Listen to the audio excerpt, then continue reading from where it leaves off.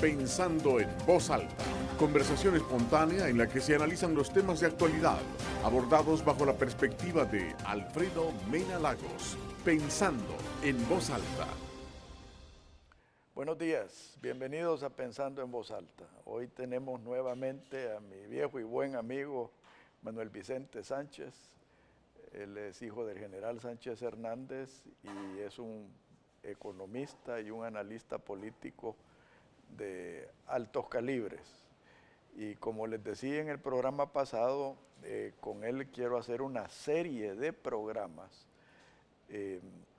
para tocar temas específicos de proyectos políticos que se pueden y creemos nosotros se deben adoptar en esta próxima campaña presidencial. Así que le quiero dar la bienvenida a mi buen amigo Manuel Vicente Hernández. Bienvenido, Manuel Vicente. Buenos días, Alfredo. Mucho gusto de estar aquí contigo, con la teleaudiencia, y estoy a tu disposición y listo pues para hacer los comentarios que sean necesarios para contribuir al desarrollo político y social del país. Manuel Vicente, el tema de ahora es los partidos políticos. Esta semana yo estuve en un foro organizado por la Fundación Libertad y Democracia, que la preside Dionisio Gutiérrez. Era un foro sobre los partidos políticos y los disertantes era José María Aznar, expresidente de España, José María Figueres, expresidente de Costa Rica, Jorge Quiroga, expresidente de Bolivia, y Jeb Bush, exgobernador de Florida. Me pareció interesantísimo, especialmente que el problema partidario de Guatemala es a la inversa del salvadoreño. El problema partidario de Guatemala es que hacen partidos taxis a la medida. O sea, creo que han habido 86 partidos en los últimos 20, 25 años. Y la edad máxima de un partido ha sido 12 años. O sea que esencialmente son partidos hechos para una campaña. Ahora, compartimos problemas, según manifestaba Dionisio Gutiérrez, el problema del tráfico de influencias, el problema de los dueños de los partidos, el problema de la venta de privilegios, y en ese sentido me gustaría conocer tu análisis porque hemos discutido varias veces cómo resolver el problema partidario nuestro estructuralmente hablando. Bueno, en El Salvador tenemos partidos políticos de más larga data, con algún fundamento ideológico, pero como que si el involucramiento de los ciudadanos en los partidos se ve motivado más bien por ir a conseguir algo, ya sea un puesto o a lucrarse. Entonces eso debilita a los partidos políticos. Por otra parte, la legislación hoy ha cambiado, hemos mejorado. Tenemos una ley de partidos políticos que antes no teníamos, todavía hay que mejorarla. Pero si hemos llegado a esto es en virtud de la participación que tiene la sociedad civil a través de una serie de organizaciones que empieza a presionar a la Asamblea Legislativa por una parte y por otro lado también presenta a la Corte una serie de denuncias, de demandas para mejorar lo que es la función de los partidos políticos. Así que veo yo un cambio positivo en el país. No hemos logrado todo lo que se necesita, pero sí vamos avanzando.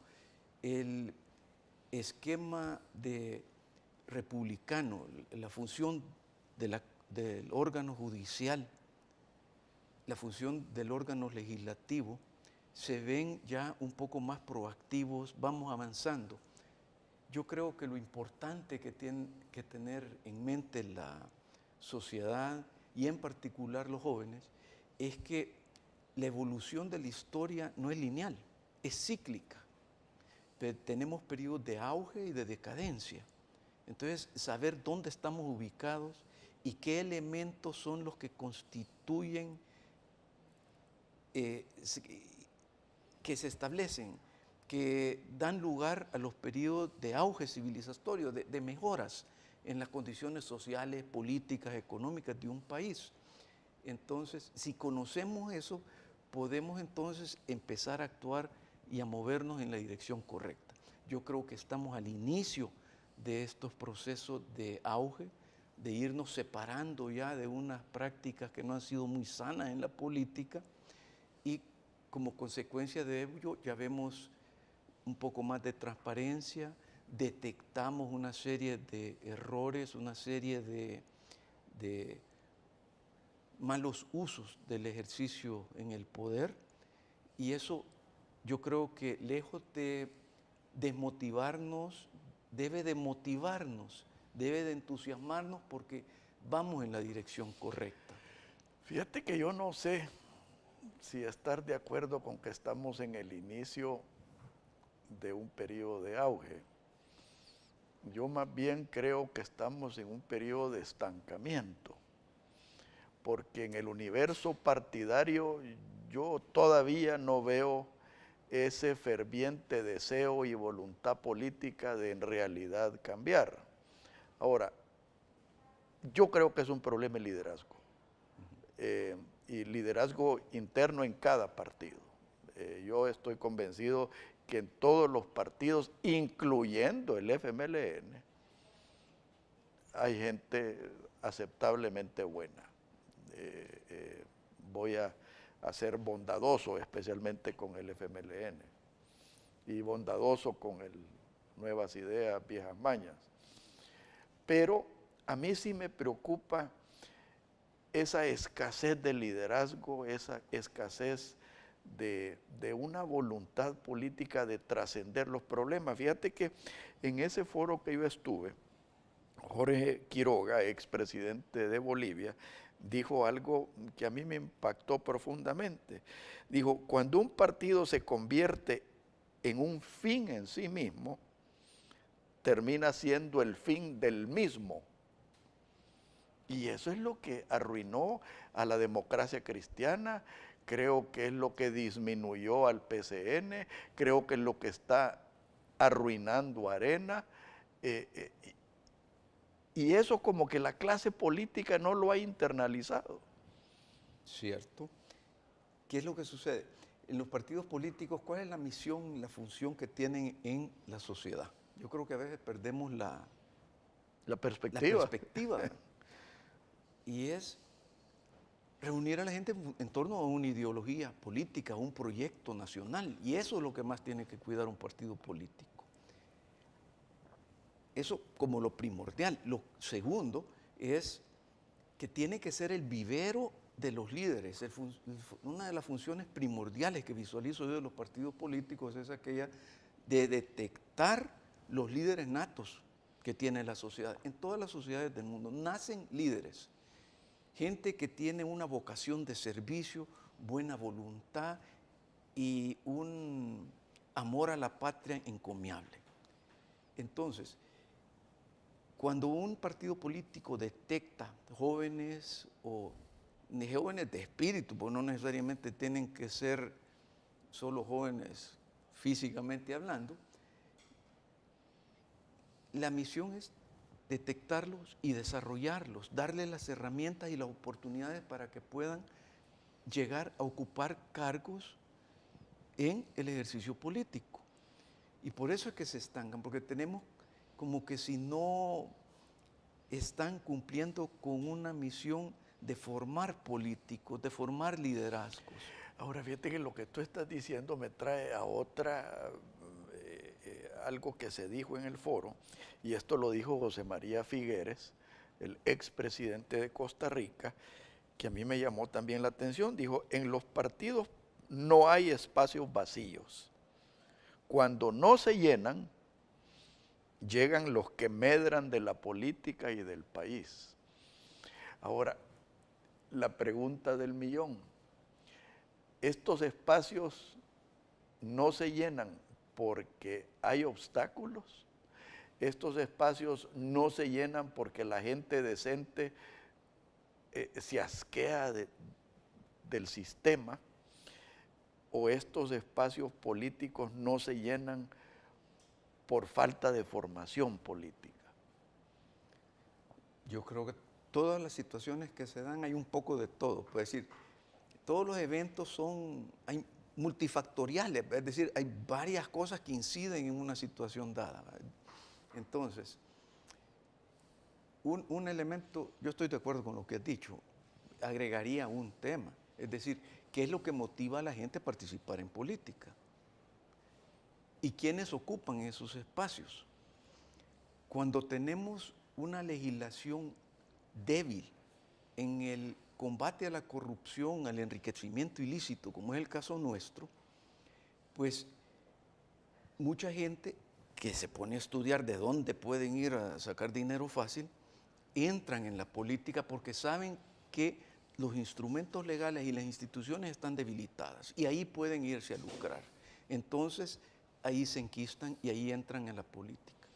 Entonces, yo creo que las reformas que se necesitan para mejorar el país en este momento que estamos, no solo tienen que ver con el sistema de partidos políticos y las reformas de orden político, sino que también en todas las reformas que se necesitan realizar y acciones concretas para contener lo que es el enriquecimiento ilícito, porque ahí le estás quitando ya la motivación a los corruptos a entrar a la política como un medio para irse a lucrar. Y de eso vamos a hablar en el segundo segmento, pero hay otra cosa y otro elemento que se dijo ahí en el foro, que lo dijo José María Aznar, expresidente de España, dijo, las ideas son fundamentales, dijo, y estoy dispuesto a seguir luchando por ellas y no voy a pedir perdón por ellas.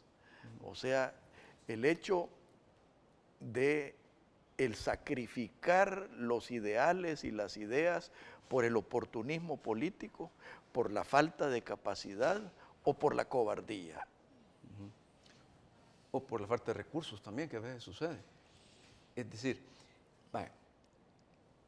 en la política es normal, es necesario llegar a acuerdos, tener negociaciones para poder lograr el objetivo político. El objetivo político, como lo comentábamos en el programa anterior, de llevar a la sociedad a un estado de vida mejor, más justo, más seguro, con la oportunidad de realización de las aspiraciones de cada uno de los ciudadanos. Entonces, cuando el ejercicio político se desvincula y se pone a un lado los principios y se negocia sacrificando los principios ideológicos de los partidos, es cuando comienza la decadencia de los mismos y por consiguiente la decadencia de todo el sistema. Y fíjate que eso me trae a otra, sentado a la par mía en el foro, estaba un buen amigo mexicano que trabaja en Guatemala, y yo le preguntaba así, a sotoboche, que qué veía él en México, en las próximas elecciones que vienen en México. Y me dijo algo también impactante y preocupante. Me dijo, la gente está harta del sistema, me dijo, y va a votar por algo nuevo, me dijo. Eso me sonó las campanas, porque algo así está pasando aquí en El Salvador. Sí, es triste. Y peligroso. Y bien peligroso, y espero yo que con estos programas tal vez le abramos un poquito los ojos a la ciudadanía de lo peligroso que es no detener, de que se le presentan opciones que dicen, bueno, es nuevo y mejorado y esto va a cambiarlo todo. Está bien tener gente nueva, fresca en la política, pero tenemos que fundamentar nuestro criterio en función de la propuesta de desarrollo político, económico que tienen y veamos con qué equipo es que pretenden realizar su proyecto. En la medida que no sean... Perdón. Bueno, ¿puedo hacer una cortilla? No, pero termina, por favor. En la medida que veamos qué proyecto político tienen, con quién pretenden realizar y con quiénes son las figuras que ellos llevan en su proyecto, es lo fundamental. La ideología, el programa, la consecuencia y el historial de las personas. En el próximo segmento vamos a hablar de la reforma política, Manuel Vicente, porque yo estoy convencido que el problema es estructural. Y hasta que las estructuras no se cambien, esto va a ser muy difícil. Y si bien es cierto, dando el beneficio de la duda, considero que estamos en una etapa de estancamiento, rapidito podemos entrar a una etapa de deterioro. Y eso es lo que menos quiero para El Salvador. Por favor, no nos cambie, ya volvemos.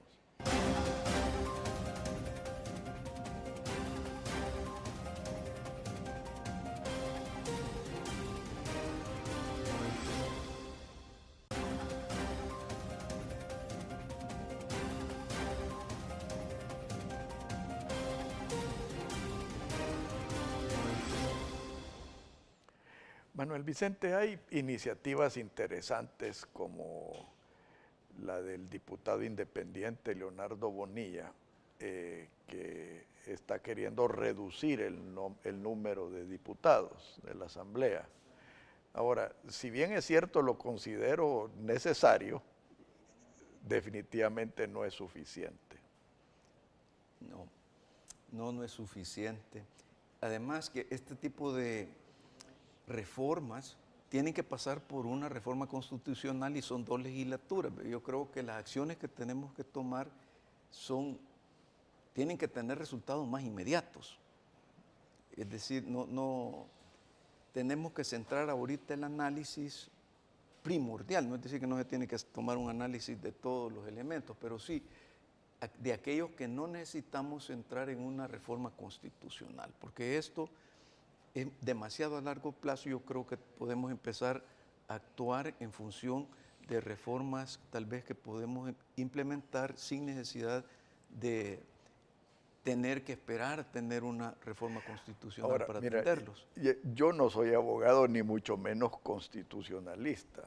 Soy un pobre ciudadano preocupado y víctima de la política. Pero yo no estoy muy seguro si se necesitaría una reforma constitucional para distritar el voto.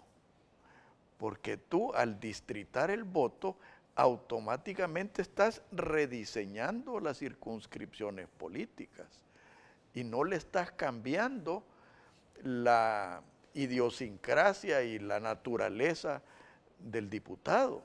Entonces, al tú redibujar los distritos, automáticamente puedes reducir el número de... Porque yo no creo que la Constitución mande a que tienen que ser 84 diputados. La Constitución manda a que son independientes, que no tienen obligación de un voto en grupo, no sé. No estoy muy seguro tampoco, porque tampoco soy abogado, pero sí creo yo que el distritar el voto yo creo que es prudente, es necesario acercarlo. Ahora, lo que tenemos que tener bien en mente es que el diputado en el momento que es electo está para representar a toda la ciudadanía y por supuesto que puede tener un interés particular y recibir y atender ciertas áreas que son muy de su competencia, de su formación y de su interés. Ahora,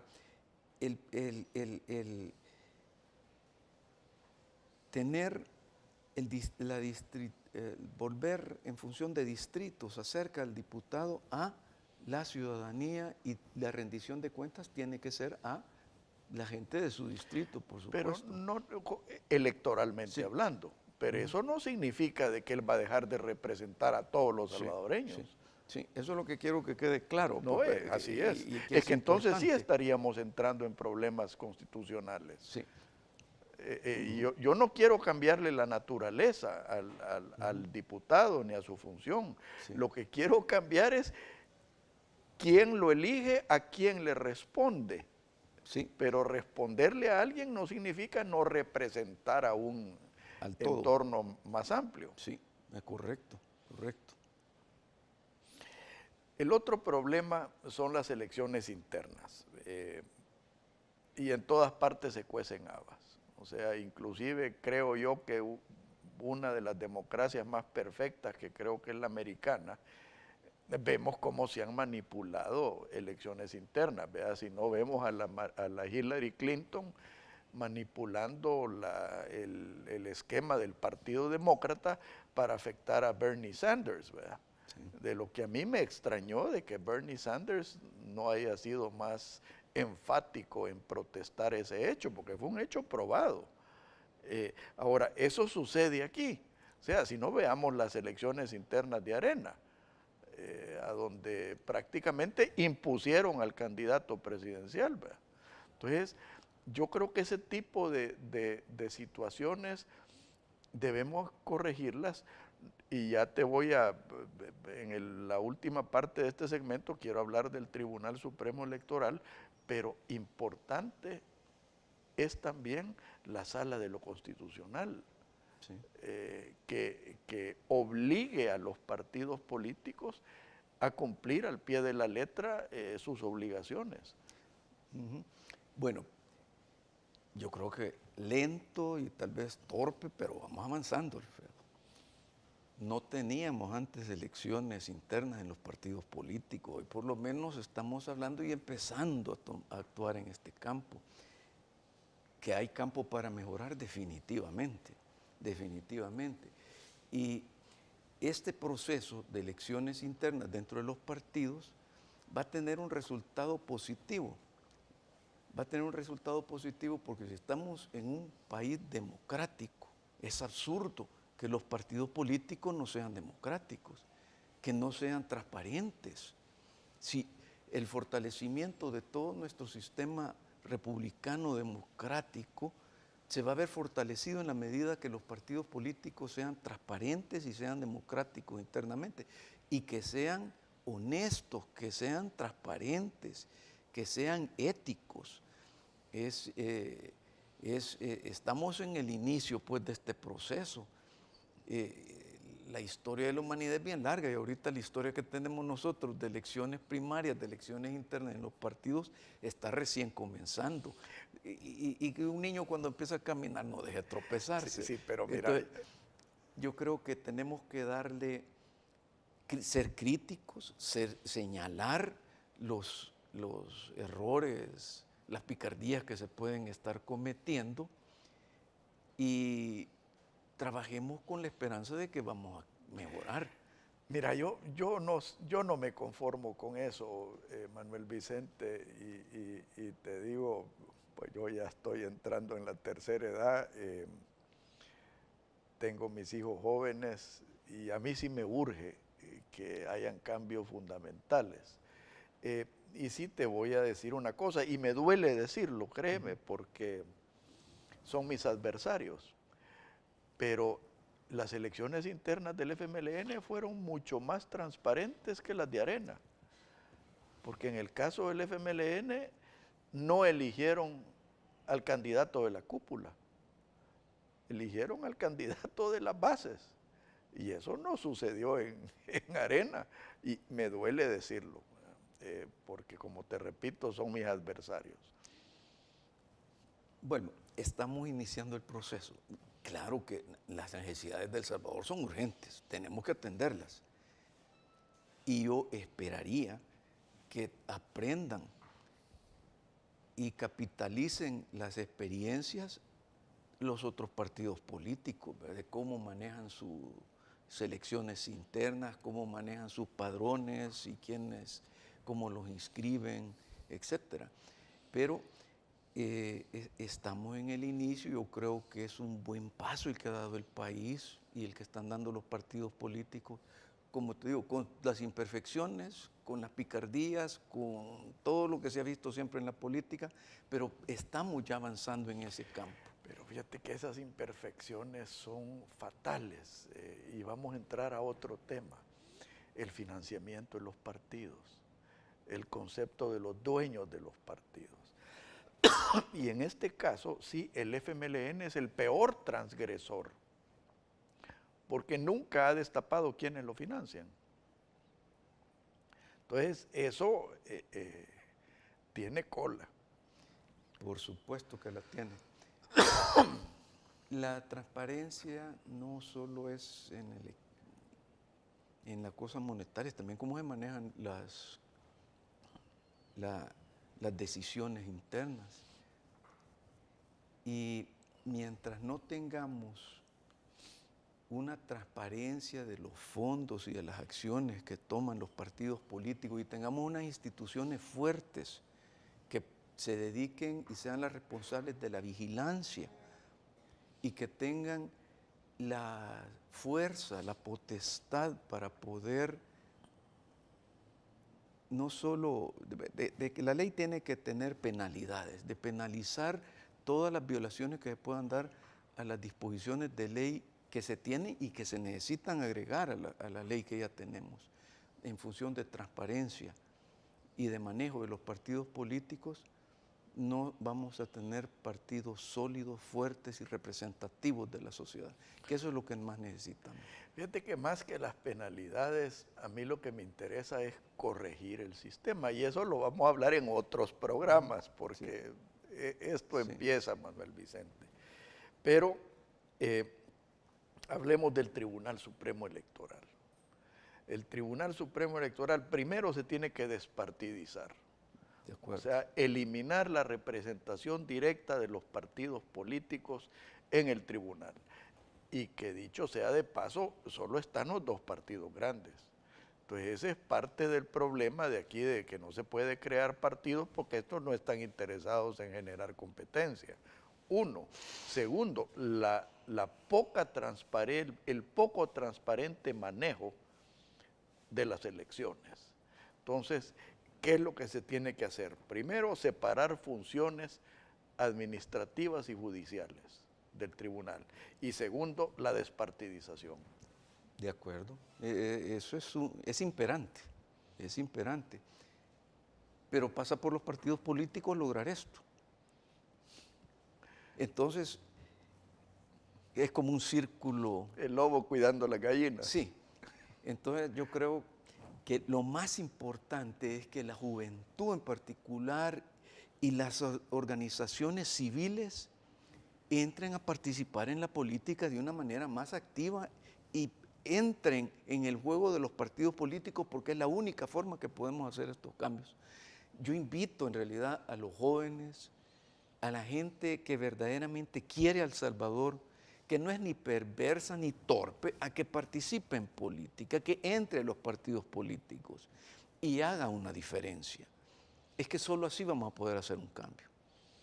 Ahora, mencionamos ya la sala de lo constitucional y a mí me preocupa muchísimo que ya vienen elecciones de segundo plano para elegir una tercera parte de la Corte Suprema de Justicia, incluyendo la sala de lo constitucional. Y a mí me preocupa sobremanera de que los partidos aprovechen esta coyuntura para parar la efectividad que ha tenido esta sala de lo constitucional que está vigente ahorita. Es un gran riesgo que tenemos ahorita. Tenemos que pedirle a Dios que los ilumine a estos señores diputados para que hagan un buen trabajo y que los candidatos que están sean los más apropiados y que tengan el valor, la sabiduría y la buena voluntad de actuar como tiene que actuar un juez. Ojalá que no me toque que decir yo te lo dije, Chele, como decía mi filósofo favorito, Aniceto Porcisoca, a Dios rogando y al mazo dando. Sí. O sea, yo creo que la ciudadanía lo que necesita es un gran mazo para obligar a la clase política a reformarse por el bien del Salvador. Cierto, pero tiene que participar la sociedad. Claro, por supuesto. Y yo veo gente muy capaz, gente muy talentosa en El Salvador, pero también muy alejada de la política. Los quisiera ver más involucrados. Y que pongan a un lado el temor, que pongan un poco, así, que pongan un poco tal vez en riesgo inclusive su prestigio personal, ¿verdad? Que pongan a un lado el asco.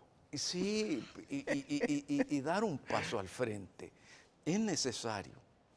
Y en el caso de mi experiencia personal, te voy a decir que ha sido bien positiva. Pues a mí me invitan a participar ahí, a asesorar a un partido, y lo he hecho y he encontrado un espacio abierto, me he sentido acogido y bien, pues ahí estoy tratando de hacer una diferencia. Y creo que le he hecho un poquito, pero ahí vamos. Tú sos una persona muy especial. A mí me cuesta. Tengo que tener la humildad de admitir que a mí me cuesta. En el próximo segmento, Manuel Vicente, quiero que hablemos y analicemos casos internacionales, porque parte de lo que puede llegar a suceder ya ha sucedido en otros países. Y así como yo he escogido varios ejemplos positivos y negativos, creo que es necesario que los analicemos, porque yo creo que el que no ve más allá de sus narices está en peligro de darse en la torre. Sí. Por favor, no nos cambie, ya volvemos.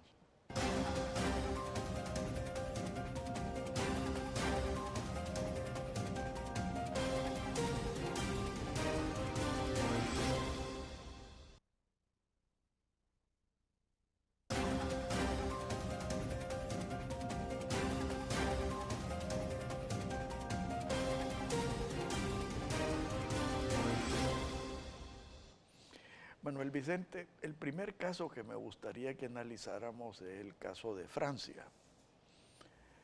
El caso de Francia, tú ves que un elemento, el presidente Macron, que pertenecía a uno de los partidos tradicionales, se separa y gana las elecciones desplazando a los partidos tradicionales, que ni siquiera llegaron a segunda vuelta. O sea, eso es parte de lo que mi amigo mexicano decía. La gente está harta del sistema, va a votar por algo nuevo. Ahora, algo nuevo es un riesgo, como ya lo mencionamos anteriormente. Como también puede ser algo bueno, como creo yo que ha sucedido con el presidente Macron en Francia, con quien yo no estoy completamente de acuerdo, pero sí creo que es aire fresco para la política francesa. Sí. ¿Cuáles son los principios fundamentales que lleva cada persona? Es lo importante. Si hay un agotamiento, yo creo que no es tanto del sistema, sino de las personas que están en el ejercicio político. Yo no creo que otro sistema que no sea un republicano y una democracia sea lo que nos va a sacar adelante. Yo creo que hasta hoy hemos visto que ese es el mejor sistema que hemos logrado por lo menos experimentar hasta hoy, ¿verdad? Y cuando tenemos líderes sensatos, formados, con buenos principios y un buen programa y un buen equipo, pues las cosas caminan bien. Pero cuando se toca fondo, como el caso de Chile, que se tocó fondo, no fue a través de la democracia que resurgió pero ese es otro tema, ya es otro tema. Vamos al próximo caso que quiero que analicemos, el caso de México. La gente está harta del sistema, va a votar por algo nuevo, me dijo mi amigo mexicano. y le digo yo, mira, ¿y tú crees que Manuel López Obrador es la solución de México? No, me dijo, para nada, me dijo. Pero los otros candidatos no están representando aire fresco. Y yo te digo, para mí es muy similar a lo que tenemos aquí en El Salvador. Sí. Estamos en peligro en la medida que no se renueven y se proyecten como deben de proyectarse los partidos políticos y los dirigentes de los partidos políticos. Está en manos de ellos. Y yo creo que es un llamado el que tenemos que hacer al patriotismo, a no caer en la demagogia, en el populismo que tanto daño ha causado. Pues yo creo que tenemos que formar a la ciudadanía. Sí, pero ese es a largo plazo. A mí me preocupa febrero del 2019. Pero tú decías en el programa anterior, bueno, nunca hemos tenido tantos medios de comunicación como tenemos ahorita. Es decir, iluminar, hacer ver las cosas hoy es más fácil que antes, de recapacitar, de reflexionar. Es decir, ¿cuál es la propuesta? Yo quisiera tal vez que tuviéramos la oportunidad de hablar de las propuestas que tienen los partidos políticos, analizarlas, prever cuáles son las consecuencias de cada una de las acciones que pretenden impulsar. Eso es lo importante, pero con criterio frío y con conocimiento histórico de cómo a lo largo de la historia, a lo largo de la humanidad, cada tipo de acción tiene una reacción. Yo creo que eso es lo que nos hace falta ahorita, eso es lo que tenemos llamado a hacer, a reflexionar y hacer ver cuáles son las consecuencias de las acciones que se están proponiendo. Vamos al próximo ejemplo, Manuel Vicente, Colombia. Colombia está a las puertas de una segunda vuelta. Por lo que se pinta, creo que va a ganar Duque, que es un buen candidato. Ahora, me preocupa a mí de que gran parte del electorado esté pensando en Petro, que Petro es igual que los del FMLN aquí en El Salvador, que creen que Venezuela es el faro que ilumina su camino, que la sociedad más justa y más libre es la sociedad cubana, que apañan a lo que está sucediendo en Nicaragua, que es el próximo ejemplo que vamos a analizar, pero quedémonos con Colombia. Colombia es un ejemplo de una sociedad muy culta, porque yo considero a Colombia de las sociedades más cultas de Latinoamérica, y mirá lo que está sucediendo. Sí. ¿Quiénes son los cultos? ¿Qué tan culto es la masa votante? Esa es la que hay que atender.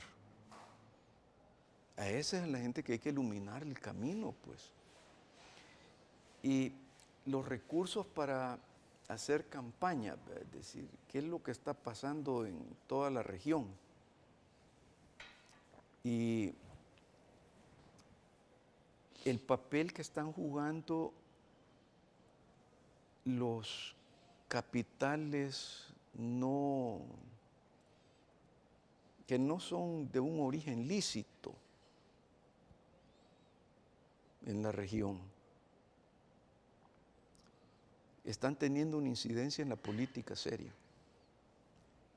Es decir, el producto de los dineros del tráfico de productos ilegales está incidiendo en la política. ¿En qué medida se puede actuar?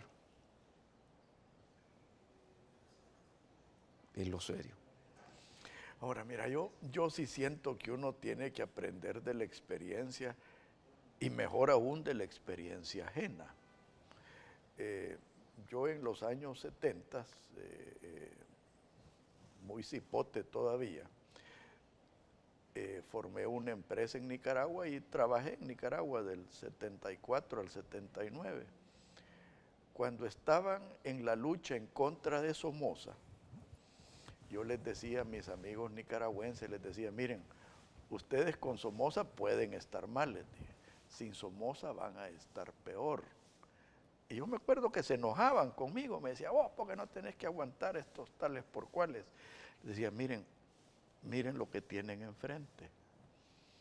Y yo te digo, yo hubiera querido equivocarme. Veamos lo que está sucediendo ahorita. La dinastía Ortega Murillo es infinitamente peor que la dinastía Somoza. Y pasaron por un proyecto democrático, entre comillas, y vimos a un presidente que desafortunadamente le di un cóctel en mi casa cuando era candidato, porque a mí siempre, bueno, yo estoy vinculado con Nicaragua, y prácticamente él le entregó la presidencia a los sandinistas. Y eso es doloroso porque no estamos hablando de una persona tonta, pero sí estamos hablando de una persona perversa. Y la perversidad de los Ortega Murillo es infinita. Sí. Estamos viendo como que si la historia se repite, son los ciclos históricos de los que están hablando, es decir, volvemos a caer en los mismos errores si no tenemos una formación, si no estamos preparando a la ciudadanía. Yo lamento el tiempo que ocupan en los programas muchas veces de televisión, inclusive de la prensa, que solo es una crítica constante, un señalamiento constante. Y no proponen. Y no hay propuestas. Eso es lo que vamos a hacer en los próximos programas. Triste. Entonces, cuando yo hablo de la formación de la ciudadanía para que tomen una decisión más razonada, tenemos que de alguna manera forzar la ciudadanía a que los partidos políticos y los candidatos presenten sus propuestas y que eso sea el sujeto del análisis y de la crítica a la propuesta y al proyecto que tienen ellos para El Salvador. Creo que eso es lo más importante. Creo que es lo que nos ha faltado en la región en general. Bueno, ese es el aporte que yo espero dar en los subsiguientes programas contigo, porque yo he elaborado un proyecto, primero identificar cuáles son las áreas críticas de la economía, de la seguridad jurídica. Y en ese sentido, creo que vamos a estudiar mucho esos programas, porque como te contaba, cuando yo inicié este programa hace 18 años, me hice dos promesas. Uno, respetar a mis invitados, y segundo, ser propositivo. Que si iba a lanzar una crítica, tenía que ir acompañado de una propuesta. Ahora, creo que la base del cáncer que nos está comiendo, estoy convencido, es la partidocracia. Y la partidocracia hay que corregirla estructuralmente. Y en ese sentido vamos a sentarnos con expertos en cuestiones electorales para lanzar un proyecto de reforma electoral hecho y derecho. Por hoy los partidos políticos son la vía para accesar al poder, para poder hacer un cambio. Constitucionalmente hablando. Constitucionalmente hablando, sí. Entonces, creo que lo que sí necesitamos hacer es fortalecer los partidos políticos, asegurarnos que operen como deben de operar, que actúen como tienen que actuar, que cumplan con sus objetivos fundamentales. que es el ejercicio sano del poder, la detección y desarrollo de los líderes natos, y que tengamos una forma de existencia más civilizada, pues, en el país. Esa es la misión. Yo creo que los partidos políticos son la base de la representación de la sociedad y del desarrollo que puede tener el país. Tiene que pasar forzosamente por los partidos políticos. Tenemos la posibilidad también de que surjan, así como allá hay un diputado independiente. El problema que le veo yo a los movimientos, no podemos tener todos los diputados independientes porque se necesitan equipos de trabajo, que es el deber ser del partido político, para hacer una propuesta. No puede ser un solo individuo haciéndolo todo.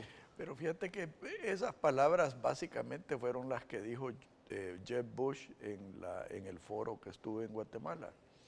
Él cree en los partidos políticos y también cree que los partidos políticos, para fortalecerlos, hay que sanearlos. Definitivo. Y si bien es cierto, como tú dices, no podemos tener todos los diputados independientes, pero sí tenemos que tener independencia interna en los partidos políticos. Sí.